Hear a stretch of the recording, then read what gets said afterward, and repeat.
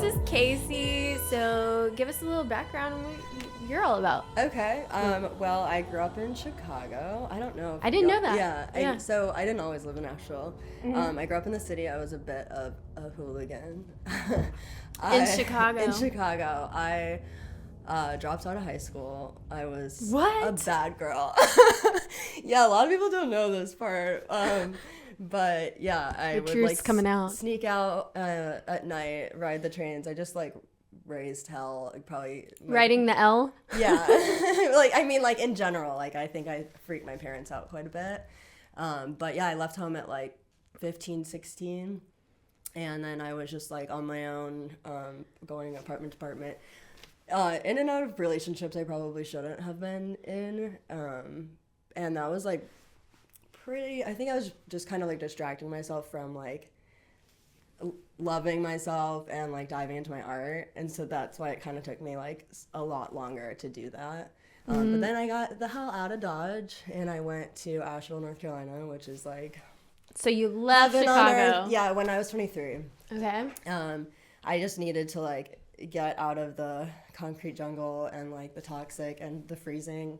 So, because it's very depressing there. I don't know if you know how cold. Not in the winter months. I've only been at summer for Pitchfork, which is amazing. It is absolutely beautiful in the summer. Yeah. There. Yeah, it's a great city. I'm really grateful I grew up there. You know, it definitely shaped me in a lot of ways. But yeah, then I found out about Asheville, North Carolina. How did you find out? Randomly. So the guy that I was dating had gone to Warren Wilson, the college close by, and you weren't dating. What was his name? James Franco. Oh yeah, it was him. You know of him? I'm just kidding.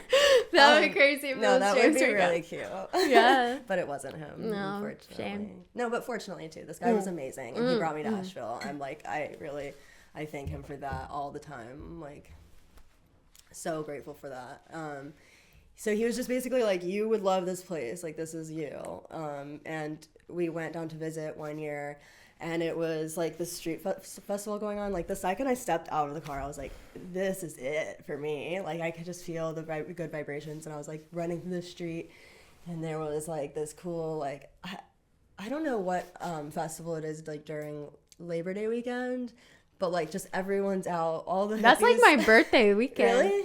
Was it Belshare or something weird like that? Maybe. It was just, I've just never seen so many like cool artists, like happy people in one place, and everyone's like, you're beautiful. I'm like, you're beautiful. And I've never Everyone was super friendly. Yeah, so friendly. Like Artsy. That was not Chicago, you know? But yeah, it was really cool. I'm glad I got there, and being in a place like that with so many people that are down to collaborate, and like there's something about it, like there's no fear there. Like I was so afraid to dive into some art that I was interested in before, like in Chicago.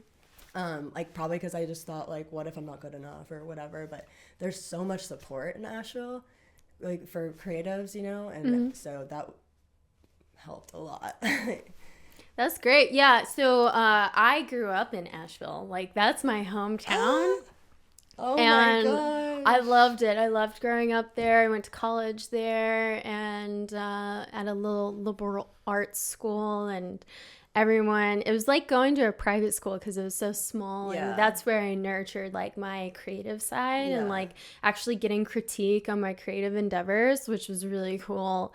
And, you know, as a young adult, it's just so hard to first get your feet on the ground after college or whatever. Like you just moved. And so you're trying to get your feet under you and like trying to navigate life as a young person. And there's you know? there's no like rule book or like anyone to tell you like you're gonna go this way, or like, you know, you have to really just carve out your own path. And that's really bold of you to move to a little town in North Carolina that you never heard of. Thank you. It just felt right, like, you know. And I think the reason I've gotten to like exactly where I want to be now is because I've just trusted my gut, my heart. Like who would have thought of like North Carolina, you know? Like I didn't, but it just like felt right. And then the people that I met there, I'm like, oh my gosh, like I met my tribe, you know. I met like people that are just like me, and like,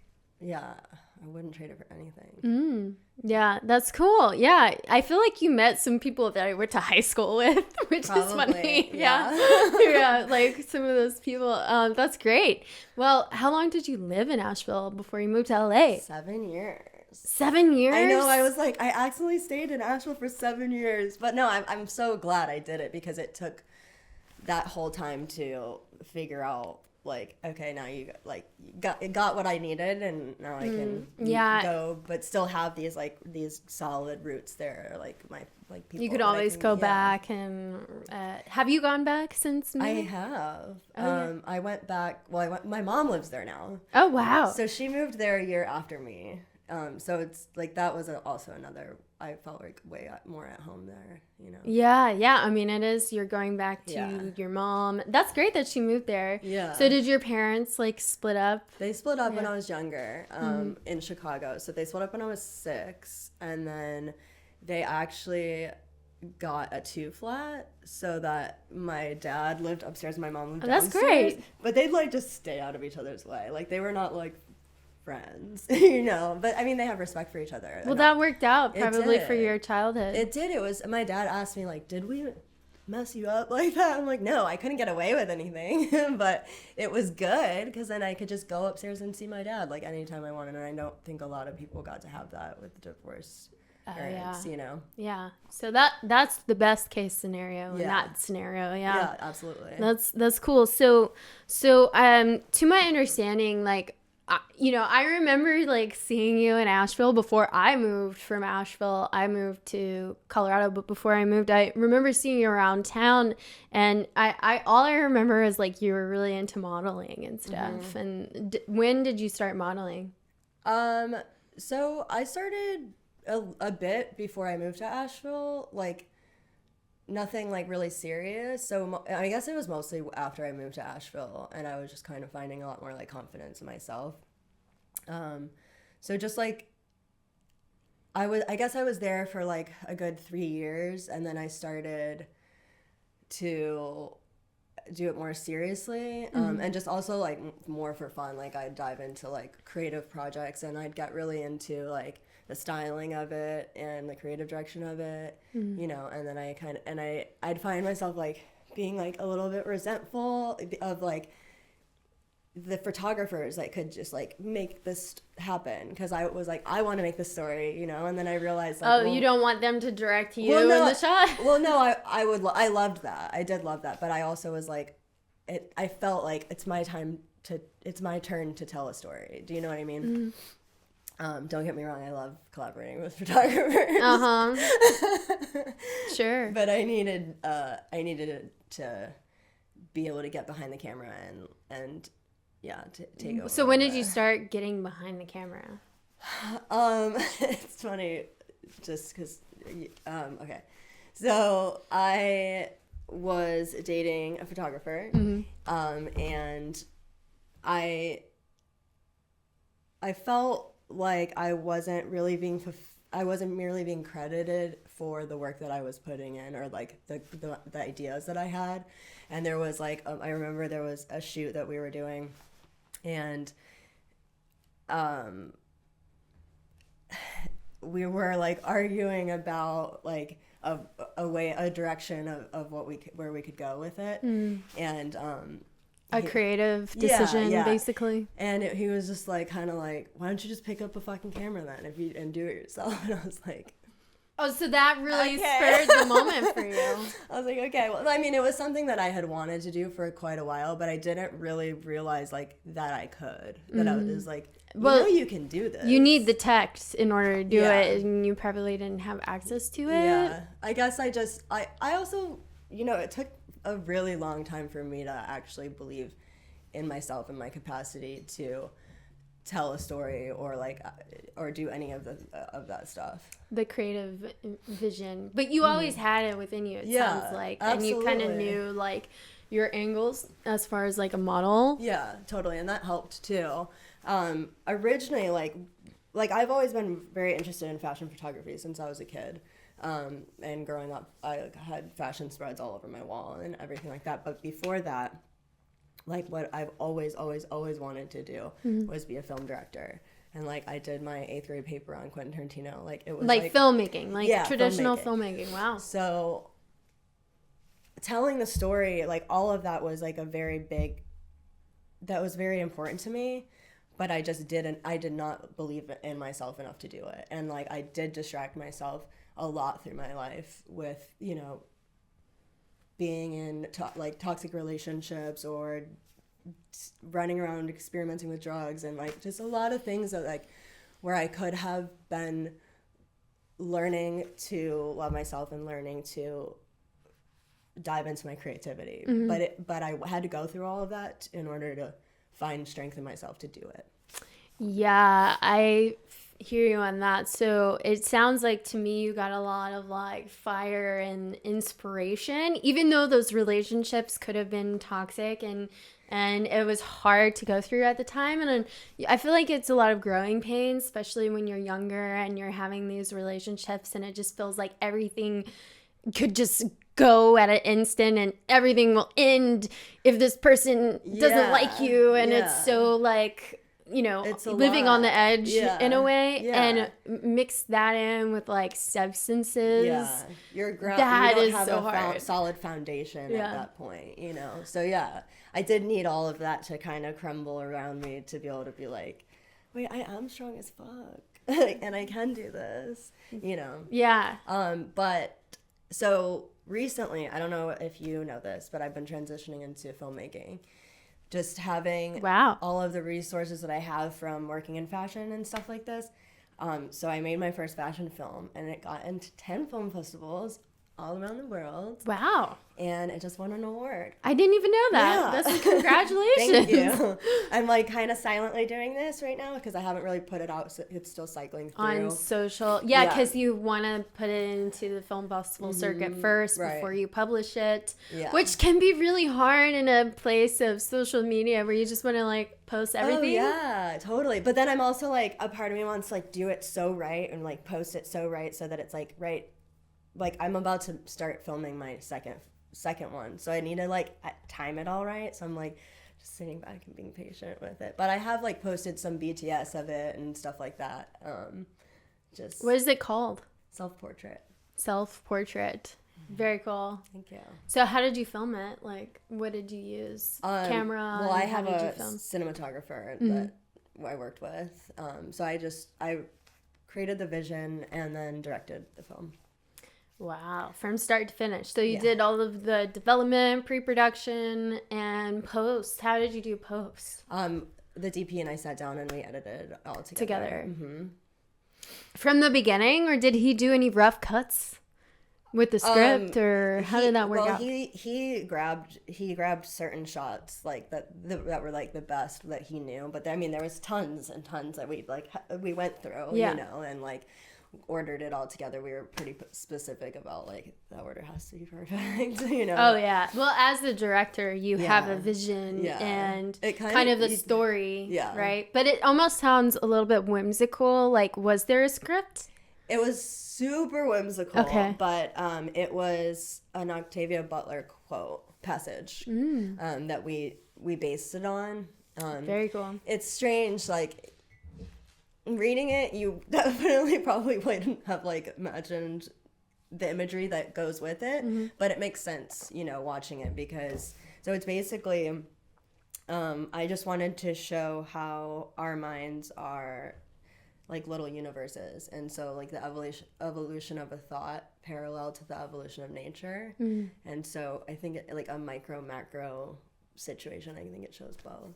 That's fascinating. Okay, yeah, because it all is kind of like a fractal anyways. Yeah. And it shows that in symbolism and in fashion, which is, I know sounds kind of strange, but it's no, I don't wild. At all. Okay. I don't think so at all. I think there's a lot of symbolism that goes into fashion. For sure. So much. And there's so much that we don't pick up on, but it's subtle and it goes to your subconscious, which these professionals, they really understand that. Yeah, for sure. For sure. And I think you can see that in the film because you see there are 3 characters in the film, and you can see that there's sort of like different variations of human, like from like a more like infantile one, like a just like a more like a younger minded person, and then a more like advanced and like put together like posh yes. situation, and then it's like the most evolved conscious one, and you can tell like in their looks and in their hair and all of the things. Oh, that's interesting. Okay. But it was wild hair. We had the best hair person on it. Her name's Yuma, and she just crushes. Wow. Like, I was like, I want it to look like trees growing out of her head. Like, oh, wow. And she killed it. So I want to go back to when did you move to LA? I moved to LA like right after I turned 30. Oh, really? Basically right after. There was a lot telling me that it was like, you're done with this place, relationship, situation. I didn't want to do another winter. Also, I just like needed to chase the sunshine, and I thought I was going to move to Miami just because it's closer. Yeah, it's closer. I had a lot of friends there. I spent a lot of time there. I always wanted to live here, of course. I'm like, in California. I feel like I like exude a California girl. Like, I feel like that's always been my thing. But like, and it's a dream, you know. It's so sunny and beautiful, and but I didn't plan to at all. I came out here. I came to do a road trip with a girlfriend, driving down the coast. So we flew into Sacramento, rented a car, went to San Francisco, and then drove down the Highway 1. Oh, yeah. I've done that, right? Oh, it's so much fun. It's incredible. Going through Big Sur and all that. Yeah, going through Big Sur. That road trip changed my damn life. Like, I'm telling you, that was like my becoming a woman trip for sure. Like, I felt like this transition within me. I felt so independent. Like, it was like something I'd always dreamt to do.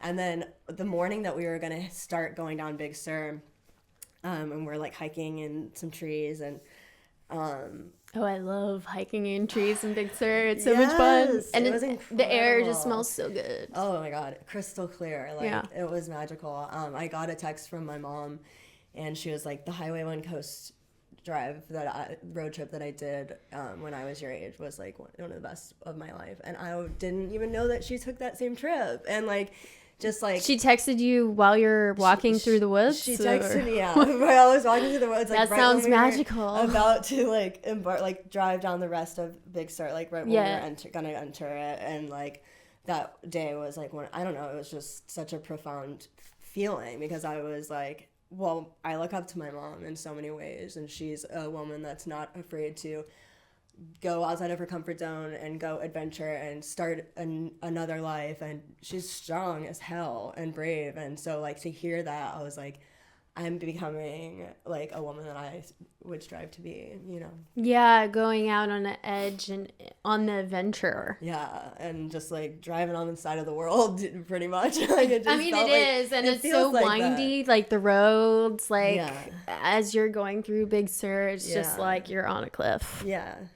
Literally. You're on a cliff. Wow, that's so symbolic. Yeah. But then we landed so like our last stop was LA, and we crashed at a friend of mine's house, and I was kind of like, well, I'm already leaving Asheville, like I'm just gonna stay. And so you didn't go back to Asheville? I eventually flew to get back your stuff? To get my car and drove it back, but like, yeah, that was my choice. It was like, you're gonna try this now.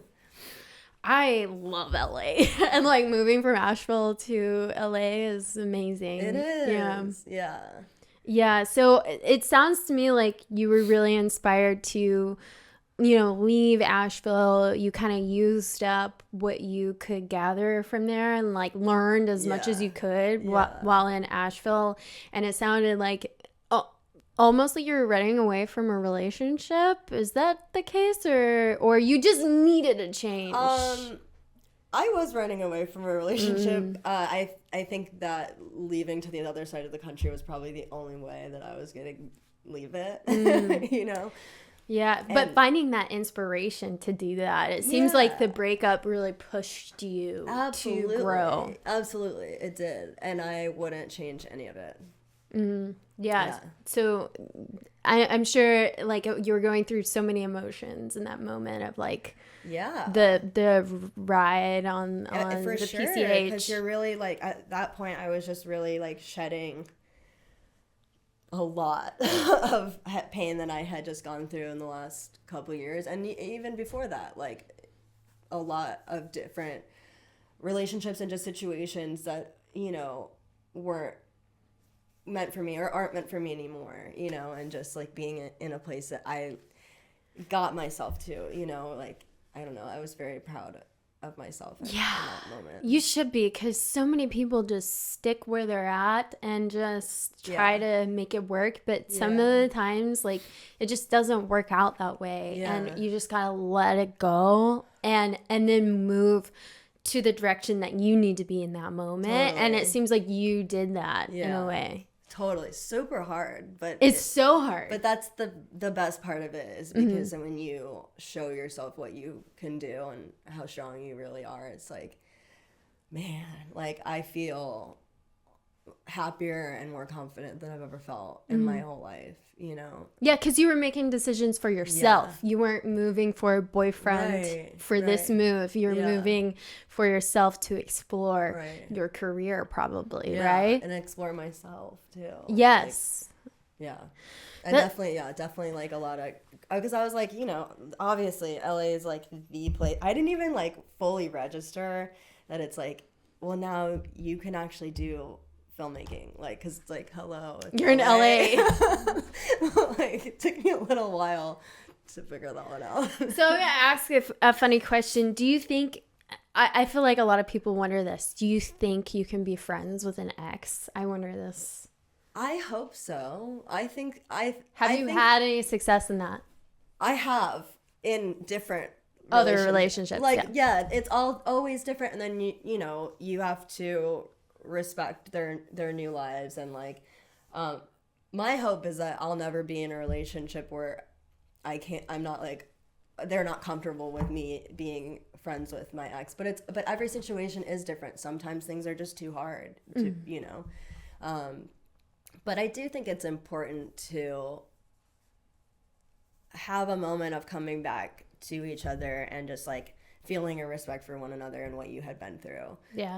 And I have become friends with a lot of my exes, and that's really cool and inspiring. Thanks. I watched this podcast with Bobby Lee and his ex-girlfriend Kalila, and they're like, he's a comedian, but they have this podcast and they still do it, and I'm just so inspired by that like relationship, and they did it so publicly. Like they're still working together and doing the podcast. It's so inspiring. That's wonderful. So I wanted to ask you, you mentioned like substances and drugs. Do you feel like you get inspiration from substances? Do you have to do substances in order to get inspiration? No, but I would say psychedelics are a big part of who I am.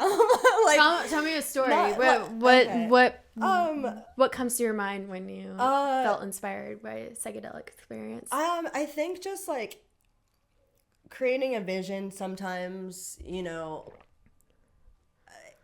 tripping on a psychedelic. No, tell me a story. Okay. Like, what has actually happened? Oh, man. Am I allowed to do this? Yeah. It's a story. Okay, well, for my film, specifically, so the DP that I worked with, him and I wanted to do a fashion film together, and he was like, okay, well, we can work on whatever, but like, here's this Octavia Butler passage that, you know, I'd love to use at some point. And so I read it, but then I did some ketamine about it, and then whoa. So what was the setting for all this? When I was doing the ketamine, my bedroom, and I was just reading it, and then like I'd read a line and like close my eyes, and then just kind of let my mind show me what imagery could come, and then it all kind of really made sense. Like, I mean, surprisingly, I guess, or not surprisingly, but when we were filming, like, I remember the models being like, this shit is crazy, and I want whatever you are on. It's like, well, I wasn't on it when I was filming. Were it, you but it definitely helped by me yourself in this experience? Mm-hmm. Yeah.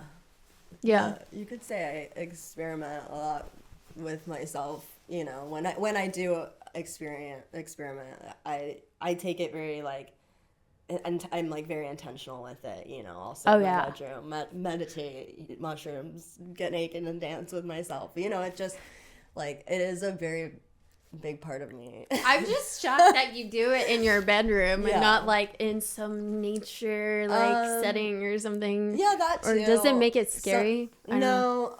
Ketamine is a very like internal, dreamy kind of trip. I feel like compared to like acid and mushrooms, where you're tripping about like exterior things, you know, which can be like a lot. But ketamine's I think a lot more internal, and you're. Well, I heard it's a dissociative experience. Yeah, it's very like kind of hallucinogenic too, but it's more like you're tripping in about like the patterns in your own mind, so it can be very dreamy. Yeah. But I have done it in nature as well. Like I set, because I lived on the beach, you know, and I set up a tent right there on the beach. Ooh. And just, you know, had my little hideaway. But I was like, your cocoon. Yeah, my cocoon, my drug cocoon. But I was there with a friend of mine as well, so I don't know. Oh, well, that's good. Yeah. Not being alone in your tent. Yeah, alone in your tent. What's out there? Yeah. I think it's good to get out of your normal frame of mind sometimes, because it can, especially for an artist, you know, it's like, whoa, this like crazy idea came from fucking nowhere that you wouldn't like. Not controlling yourself all the time. Yeah. Having that self-control. I like letting go sometimes. Yeah. Yeah. Well, that's inspiring. A lot of artists feel that way. Like Stephen King would just get drunk and like smoke cigarettes to write his novels and stuff. Could you imagine like just being wasted and writing? No, I wouldn't know what I was typing. I'd probably spell a lot of things wake wrong. Up and be like, I am a fool. Yeah, what was I thinking? But it worked out for him for so many years. For him. But so you model still, right? Like I do. that's your thing. Okay, so sorry. Go ahead. I actually do wardrobe styling for mostly. That's so cool. That's like the majority of what I do, like for paying my rent. Do you do it for films or? Mostly fashion editorials. Okay, cool. Mm-hmm. So what I was gonna ask was, moving to LA. When I moved to LA, all my roommates had work done, whether it was Botox, nose jobs, like all this stuff. Everybody. And like working in this industry, have you felt pressure to do that? Definitely not. No. Definitely not. I think like living in Asheville for 7 years, there's something about like the women are all natural. Being in the mountains with the hairy armpits and like I think we're good, you know? I don't know. I don't want to change myself. Like I really just like learned to love myself, and Asheville helped a lot with that, you know? And yeah, I mean, I have no problem with people doing that at all. Yeah. You know, I mean, like, whatever, maybe one day I might want to get Botox, you know, like if I'm getting old, I might do it. But like, I don't feel any pressure to change to like fit into something, because then I'm not meant for that. Yeah. And one thing that I have heard about Botox is that it stretches your face, and then it's worse off. Have you seen Madonna? Yeah, it's insane. Like her face We're is not insane. gonna go there. No, that's a lot. Yeah. Yeah, for sure. But yeah, I noticed that when I moved to LA, it was kind of shocking, you know, coming from Asheville, and then I moved to Colorado, and then I moved here, that everyone had kind of like work done. Did you notice that though when you came? Totally. Yeah. Yeah. I mean, I think it's just kind of the norm, but that's definitely a more like Hollywood, West Hollywood, and working in fashion, there's not as much of it than in like, I don't know, like the influencer world, or do you know what I mean? Oh, fashion. Like There's less. Fashion, there's plastic less, surgery, yeah. Botox. I think it's like, fortunately, really cool to be unique, and sometimes like, I don't know, even like like strange, and just not everyone, like people, you're not shooting a Kardashian for high fashion. I mean, they might do that, but do you know what I mean? Yeah, it's very much like a cookie cutter thing, like especially in LA too, like it's all about the lips, and I mean there's nothing wrong with that, but to you it seems like you don't want to have that cookie cutter look that everyone's got. Definitely not. Yeah. No, I value, and then when I'm shooting people, like I want everyone to be unique and authentic, and like and the weird little quirks about people is what I think is beautiful, so like to puff up your lips and look like just like everybody else, but there are so many people that do it too, and they still look unique, and like, but yeah. I mean, so you were talking a little bit about casting and like the people you work with. What's your casting like for your photography? Yeah. I try to not, I just unique, like everyone has to look different. I try to not like shoot a bunch of people that like look all the same. I like awkward, I like different, I don't know. So I feel like there's like no way to like explain that without kind of sounding like an asshole, but I don't mean it like that. So your last photo shoot, what was your last photo shoot like, and like the casting for that? Last photo shoot, I shot a friend of mine who is a painter, and he has these like really beautiful dreads, and so it makes like really cool shapes for like composition, and he's just like such a cool human that I felt like I could just show the world what I see when I look at him.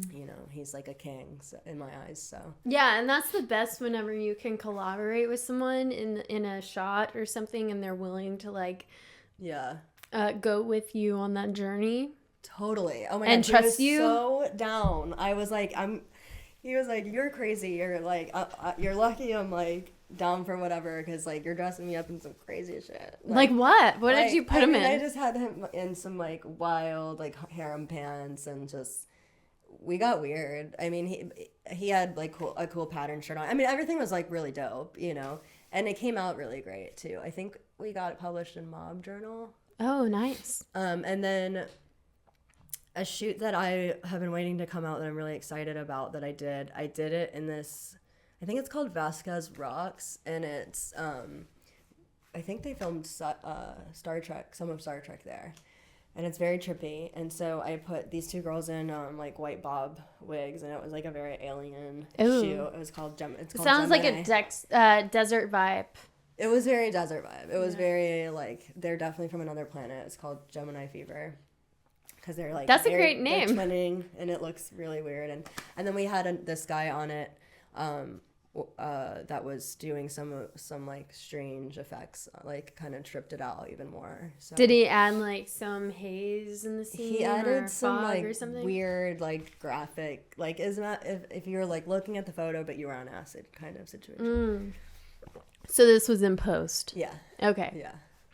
Very nice, very nice. I've done a desert shoot. Yeah. I actually collaborated with PETA on a project, and we shot a whole abduction scene in the desert. It was insane. Like, oh my God. Shooting in the desert, it's just so like cinematic looking. It is. You're so in it. You're so in the story. And it's a VR film, a VR 180 film, and you feel like you are there with the characters who are about to get abducted by aliens for experimentation. It's oh my gosh, wild. That is cool. But that was such a fun experience working on that shoot, and I just love the desert vibe because it's so foreign living on the East Coast. Yeah. We don't have the desert. Had you been to the desert before moving out here? No. Yeah. Actually. It's crazy. Well, I've been to Moab because I lived in Colorado, but that was like the closest thing to the desert I think. And there's a little bit of a desert vibe in Colorado, but it's like high mountain. It really creates the story, and you're just like, I feel like it's so inspiring being out there. It is, because it's desolate. There's nothing there. We're shooting in Lancaster, so it's so weird, and in itself, there's like trash everywhere. Some places of the desert, it's like where like people on drugs go. And, like, there's outside some of LA. It's really sketchy spots in the desert. I did this like runaway bridal shoot in the desert, and we were kind of up in some people's shit that probably we shouldn't have been around. Like, it just looked like some squatters in the desert. Yeah, it looked like a little post-apocalyptic, but it was cool because right across the street was the church that they filmed Kill Bill. So was sick. I know exactly what you're talking about. I've seen that, because you can rent that place out for a shoot. We were going to do that, but we were feeling cheap. How expensive was it to rent it out? Do you remember? I don't remember, no, but I remember it was above budget. You feel like you're really like, you were inspired by Kill Bill, like that movie, like like that seemed to really inspire you. You've mentioned Quentin Tarantino that's my several guy. moments.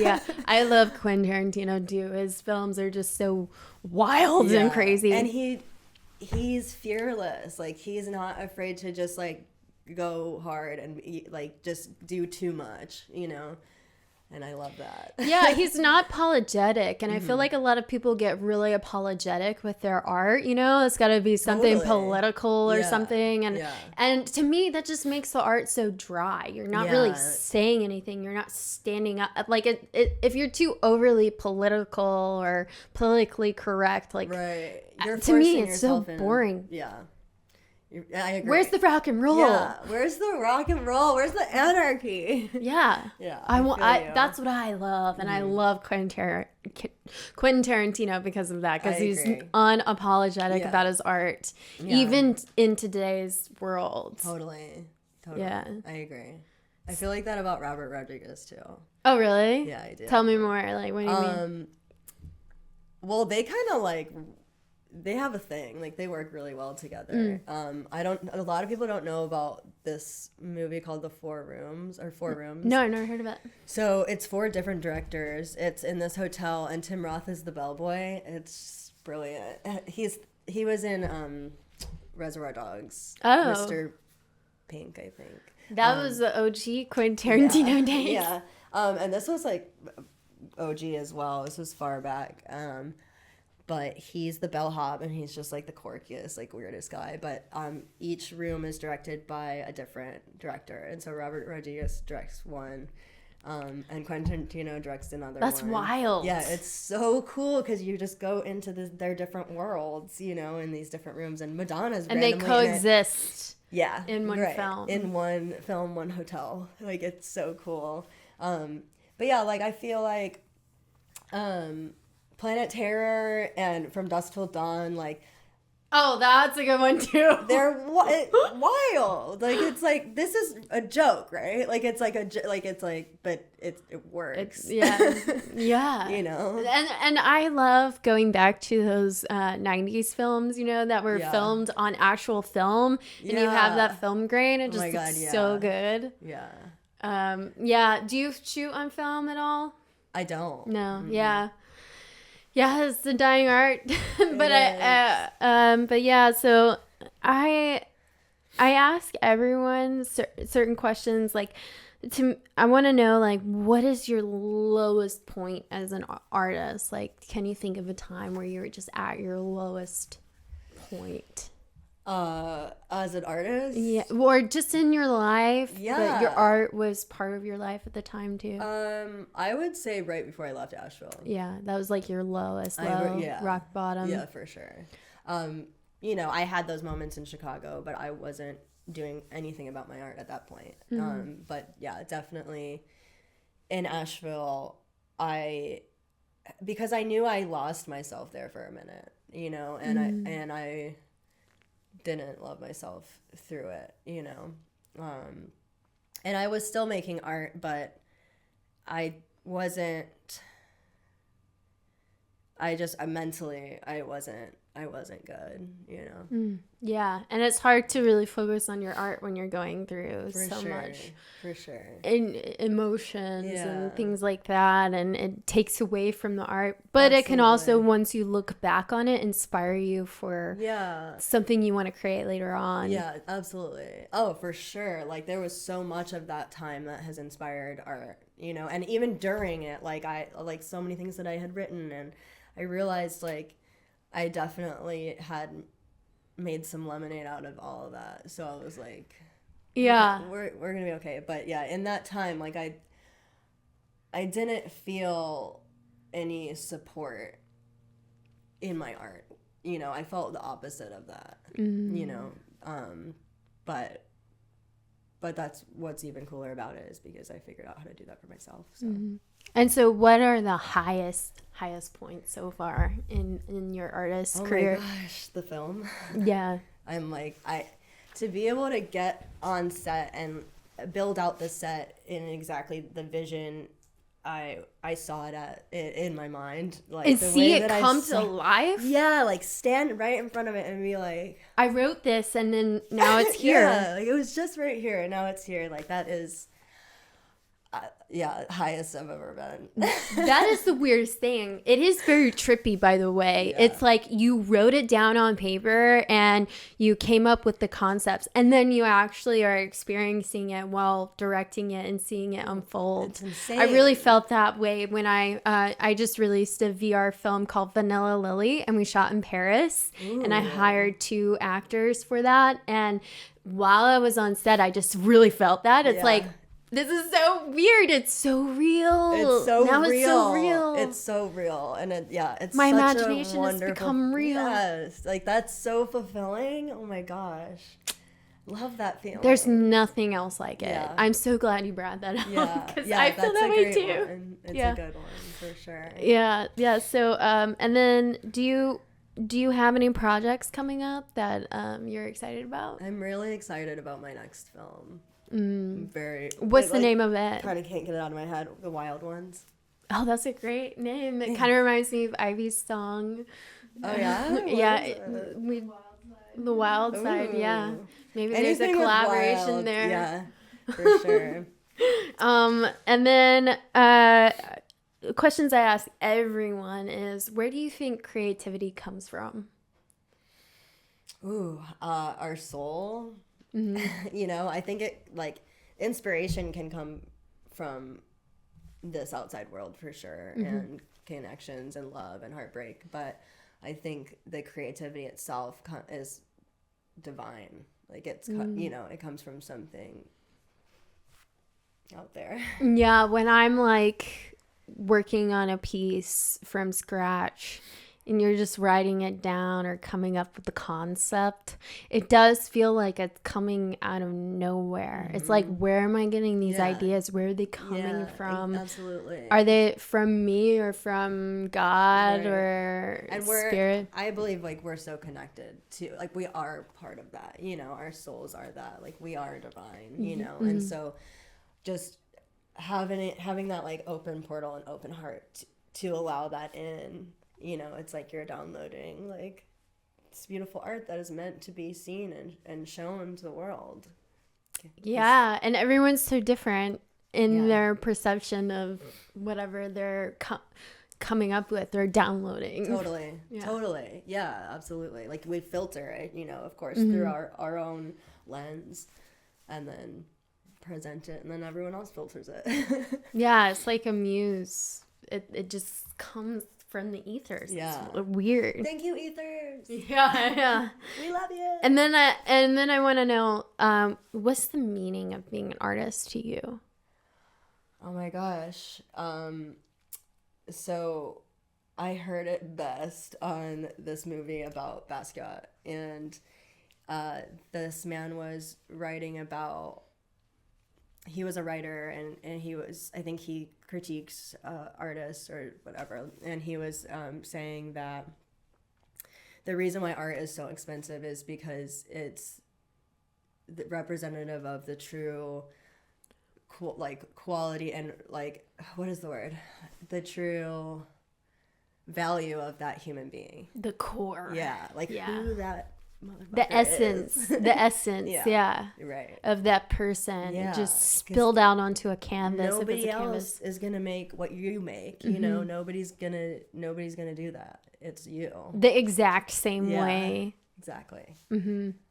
Yeah, that's interesting. And so do you think anyone can be an artist? I do. I think everybody is an artist. I think there's art in everything. Art and everything. Well, that's fascinating. And, so where can people like connect with you on social or your work? Sure. So like my modeling and collabs, some of my collabs are on my personal Instagram, which is Casey, Casey _ Puhr, Puhr. And then my photography / creative directing / wardrobe publications and all that, and then I will be putting my film out on there as well, eventually. That's Laser Wolf, LAYZER _ Wolf.